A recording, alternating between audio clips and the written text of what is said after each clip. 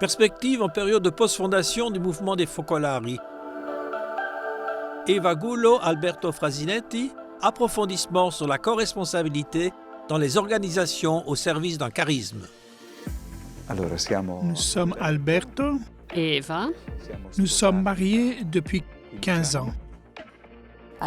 nous habitons Lopiano. Nous faisons partie de la communauté de Lopiano.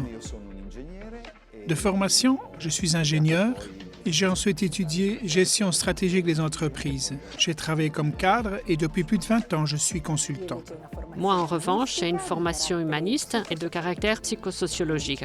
Depuis 15 ans, nous travaillons pour les organisations au service d'un charisme. Nous cherchons un travail qui nous plaise et nous sommes retrouvés à travailler pour la ville du roi. Il s'agit d'organisations qui ont reçu le don d'un charisme et que nous essayons de servir en accompagnant le groupe de gouvernance afin de comprendre comment redessiner l'organisation pour l'actualisation et la mise en valeur du charisme. Ce travail est arrivé après plusieurs années où nous avons également mûri et vécu l'expérience de l'économie de communion. C'est donc un fruit, tout est parti de là. Avant tout, d'une expérience vécue avec une entreprise de l'économie de communion, avec d'autres associés, puis l'expérience du pôle Lionello et de Lopiano qui nous a fait grandir et nous a permis de rencontrer ensuite la vie des charismes. Quelles sont les caractéristiques des organisations au service d'un charisme? Le mouvement des Focolari peut-il répondre à cette définition? Partiamo dalla seconda, sicuramente sì, senza ombra di dubbio. Commençons par le deuxième, oui bien sûr, sans l'ombre d'un doute, car c'est une organisation née précisément du charisme que le Seigneur a donné à Chiara Lubich. Elle est donc née autour de ce charisme pour le soutenir, pour le faire rayonner dans le monde, pour le porter au monde. Les organisations au service d'un charisme sont très semblables à beaucoup d'autres organisations. Mais nous utilisons ce terme pour indiquer qu'il y a une nature et un but spécifique, différents des autres organisations. La nature est la suivante.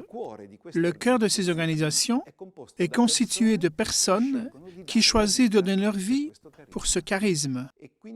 Elles ne sont donc pas liées par un contrat, par une compétence particulière, même s'il y a compétence et s'il y a un engagement, mais simplement par un choix de vie. Les personnes se reconnaissent dans ce charisme, elles sentent que cela rappelle pour la vie. Elles quittent tout, elles laissent tout pour ce charisme. Et le cœur de ces organisations est normalement constitué par ce genre de personnes. Nous ne trouvons pas cela dans d'autres organisations importantes, qu'elles soient à but lucratif ou à but non lucratif. La seconda cosa che caratterizza queste organizzazioni è La deuxième caractéristique de ces organisations est que le but, l'objectif ne sont pas les œuvres, mais le témoignage du charisme, afin que les personnes, grâce au charisme, puissent faire une expérience d'évangile vécue et ainsi rencontrer le Christ. Les œuvres qui existent et qui sont importantes dans certaines réalités, nous parlons d'hôpitaux, de cliniques, d'écoles et d'œuvres sociales énormes, elles contribuent toutes à la mise en valeur et à la diffusion du charisme. L'accent n'est donc pas mis sur le résultat des œuvres, mais sur la semence de l'Évangile. Cela engendre une culture organisationnelle particulière, c'est-à-dire qu'on ne peut pas imaginer pour cette culture organisationnelle de prendre des modèles ou des figures d'autres cultures organisationnelles et de les intégrer telles quelles, car il faut respecter cette nature et cette finalité. Disons que la culture est un peu cette modalité qui est devenue une façon de faire et de parler, d'agir, qui à un moment donné est un peu comme l'air que l'on respire. Elle devient l'évidence.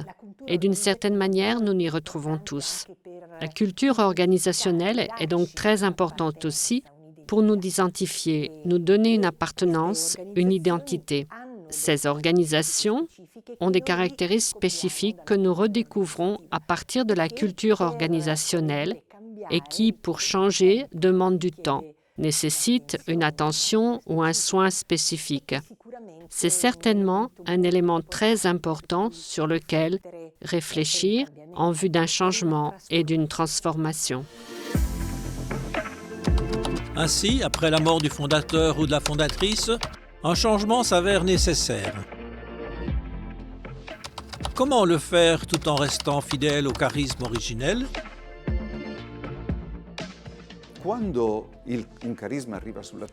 Lorsqu'un charisme arrive sur la Terre, donc lorsque le fondateur est en vie, nous avons la coexistence de deux réalités, le charisme de fondation et les dons que le Seigneur donne au fondateur pour réussir à mettre en pratique, à incarner, à porter ce charisme sur la Terre. Le lendemain du retour du fondateur à la maison du Père, avec lui, tous les dons retournent aussi à la maison du Père, tous ces dons. Il ne reste que le charisme de fondation. Mais ce charisme de fondation n'est pas transmis à la supérieure générale en fonction, au président ou au conseil de fonction.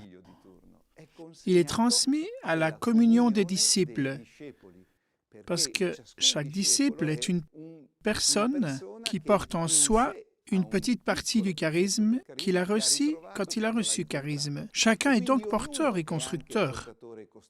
D'après nous, il est important d'utiliser ce terme de disciple, c'est-à-dire qui a fait un choix dans son cœur. Psaume 83. Heureux que celui qui décide dans son cœur le saint voyage. Les disciples sont ceux qui se sont retrouvés dans ce charisme, se sont reconnus dans le charisme et qui reçoivent maintenant le don charisme de fondation. Alors que le fondateur était encore en vie, l'objectif des disciples était de suivre, de soutenir, de se mettre à la suite. Après le retour du fondateur à la maison du Père, l'objectif n'est plus de suivre, mais c'est la communion pour réussir à comprendre comment ce charisme de fondation s'actualise dans l'instant présent et pour l'avenir. C'est donc la communion des disciples qui reçoit le charisme. C'est la communion des disciples qui peut comprendre comment l'actualiser et le faire rayonner dans l'avenir. Il y a beaucoup à travailler là-dessus. Mais il faut partir de là pour construire l'avenir. C'est ce thème de la communion des disciples qui nous appelle fortement aujourd'hui à une période différente. Nous n'avons pas la possibilité de copier, car nous devons vraiment la créer, la construire. La première question que nous devons donc nous poser est la suivante. Sommes-nous conscients de cela? Sommes-nous conscients que le don du charisme reçu par le fondateur est arrivé jusqu'à aujourd'hui et qu'il se trouve aussi en nous? Alors, de cette prise de conscience naît cette responsabilité qui, d'une certaine manière, nous donne ensuite la possibilité de construire aussi une co-responsabilité. Nous savons à quel point il est important en ce moment, pour chacun d'entre nous, de prêter attention à notre croissance personnelle, de soigner la prière, notre vie et aussi la spiritualité. Mais cela se décline ensuite dans cette co-responsabilité construite grâce aux soins des relations, à travers l'espace, le temps, les lieux où nous sentons que la pensée de l'autre est aussi importante que la mienne. Alors, je serais parfois appelée à avoir le courage de prendre la parole, d'oser donner quelque chose que je ressens dedans de moi. Parfois, je devrais vraiment me taire pour donner encore plus de place dans une écoute profonde de ce qui est en train de se passer autour de moi, à côté de moi, et de ce que nous sommes en train de construire, surtout pour comprendre en profondeur s'il s'agit d'un élément qui doit demeurer, qui doit perdurer ou non. Il s'agit donc d'un discernement. Nous sentons cette co-responsabilité au sujet de la synodalité dans l'Église. Elle nous appelle à cheminer ensemble de manière toujours plus active, mais en même temps, avec cette prise de conscience pour être ensuite capable d'agir de nombreuses manières. Un exemple concret m'a fait réfléchir. souvent dans le processus de décision que nous devons prendre, parfois même ensemble, combien de fois nous savons que nous devons perdre peut-être notre idée? Mais combien de fois nous nous sommes demandé, tout d'abord, nous la donnons complètement, nous ne la laissons pas tomber, mais nous la donnons, et ensuite, nous la perdons. Ce détail exige vraiment une capacité d'être, de tout donner. Ensuite, bien sûr, de ne pas attendre que ce que j'ai donné soit peut-être la solution.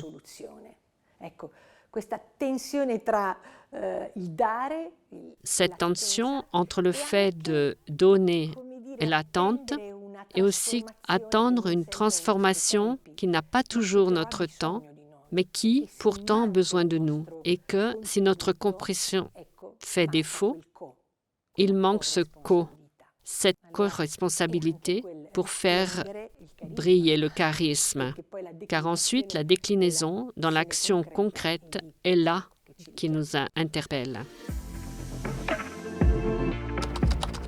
Quelles difficultés peut-on rencontrer dans ce processus d'actualisation d'un charisme?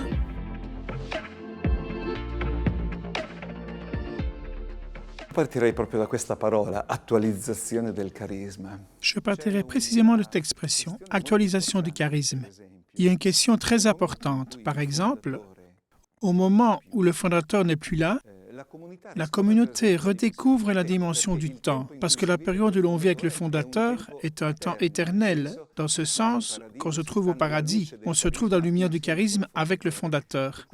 Et donc, on n'est plus préoccupé de transmettre, pour reprendre les mots du pape François dans Evangelium Gaudium, d'occuper des espaces qu'à penser au temps. Parce qu'on vit déjà avec la lumière qui vient du Seigneur, qui vient de Dieu. Le lendemain du retour du fondateur à la maison du Père, nous redécouvrons le temps. Nous redécouvrons que nous sommes dans un temps. Et nous redécouvrons que nous avons devant nous du temps, où c'est à nous d'actualiser le charisme. Cette redécouverte du temps porte en elle une série de problèmes. Comment nous organiser, à quoi donnons-nous la priorité, nous avons des difficultés, comment les gérons-nous et ainsi de suite. Et donc à ce stade, il est très important de comprendre par exemple quelle est l'actualisation que l'on recouvre qui permet de recouvrir le temps. Je dis avec une phrase de Don Bosco qui disait aux siens avant de les quitter: j'ai fait l'ébauche en noir et blanc, vous y mettrez les couleurs. Cela nous donne la dimension, dit par un grand fondateur, de l'importance de la communion des disciples, qui feront des choses plus grandes que le fondateur. Mettre des couleurs signifie enrichir une ébauche. Alors voilà, le lendemain de la mort du fondateur, la communion des disciples a cette grande possibilité, et elle doit être capable, et cette communion avec co-responsabilité dont a parlé Eva est fondamentale pour avoir le courage d'oser penser à une actualisation faite également de choses nouvelles, tout en restant fidèle à l'instance fondatrice, mais qui aujourd'hui, en ce temps, comprend aussi comment doit être l'expression du charisme. Dans l'actualisation, il y a ensuite un deuxième point. Une fois cette compréhension faite, on ne projette pas le présent, mais on part de l'avenir. Comment est-ce que je me vois dans 10 ans? Où me semble-t-il que nous allons? Quels sont les besoins auxquels je me sens appelé à répondre? Et à partir de l'avenir, on revient en arrière et l'on comprend comment je me structure, comment je m'organise pour réussir un tel objectif. Se projeter donc à partir du présent et comprendre à partir de là quelles sont les indications. Pour ce faire, il ne faut pas oublier qu'un charisme n'est jamais une chose isolée.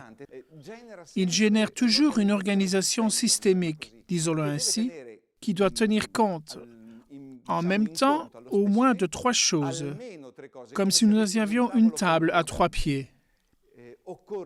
Il faut bien sûr tenir compte de la pérennité charismatique, la vision charismatique, c'est-à-dire quelle est la perspective que la communauté des disciples voit pour les années à venir. Il faut garder à l'esprit quelles sont la vision et la perspective économique, parce que nous devons avoir les ressources qui ne sont pas seulement l'argent, mais aussi les personnes. Donc avoir les forces pour mettre en pratique cette vision charismatique. Mais il faut aussi tenir compte de la communauté, des personnes, des relations entre elles, car le charisme vit de cela. Quelle est la vision concernant les relations au sein du charisme? Les relations dans la communauté? Ces 3 points servent donc à projeter l'avenir. Non, pas pour comprendre comment avancer, pour comprendre où aller, en fonction de ce que la communion des disciples ressent en vue d'un seul objectif, faire rayonner le charisme. Il s'agit d'un très beau processus qui requiert peut-être avant tout une chose, l'acceptation des différences pour accueillir la diversité et l'aimer.